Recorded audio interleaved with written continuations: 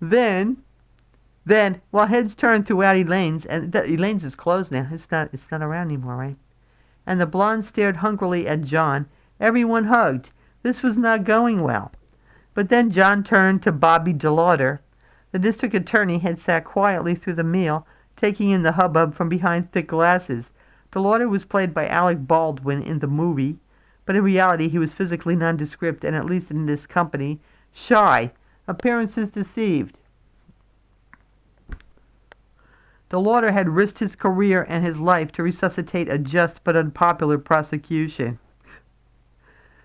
Fighting the inertia of time and the hiss of bigotry, this man had done something heroic. Yeah. Never mind. Could you tell me how you did it? John said to DeLauder. How you convict this killer? DeLauder looked uneasy. John Kennedy, who had lost a father to an assassin, was asking him about a similar abomination. But John's tone made clear that he wasn't just being polite. So DeLauder started to tell his story. He talked about how he dug up new evidence, re-interviewed old witnesses, and did his best to ignore death threats. He spoke slowly in a thick Mississippi drawl, and as he continued, the rest of the table quieted down and began to listen. John sat transfixed. From time to time, DeLauder would lapse into a modest silence, unsure how much detail John really wanted. John would prod. And then what happened? DeLauder would nod and pick up where he'd left off. That was a good man, John said to me on Monday morning. Damn it, I thought we're going to miss this flight. It was the last week in January, and I was pacing back and forth at the gate of the U.S. Air Shuttle at LaGuardia Airport, waiting for John. Our plane was due to take off in 7 minutes. We were already 5 hours late for our meeting in Virginia, and he was supposed to meet me here. But John was nowhere in sight, and the gate attendants were checking their watches. We had an appointment with the National Rifle Association, a group one doesn't want to keep waiting.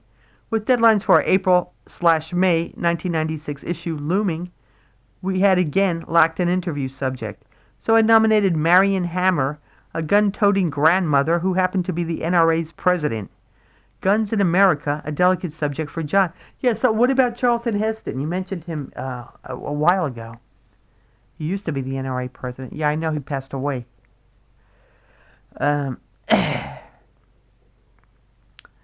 But John liked to beard the lion in its den. So what does that mean? Beard the lion? Is that like another red herring, so to speak? So I don't know what that means.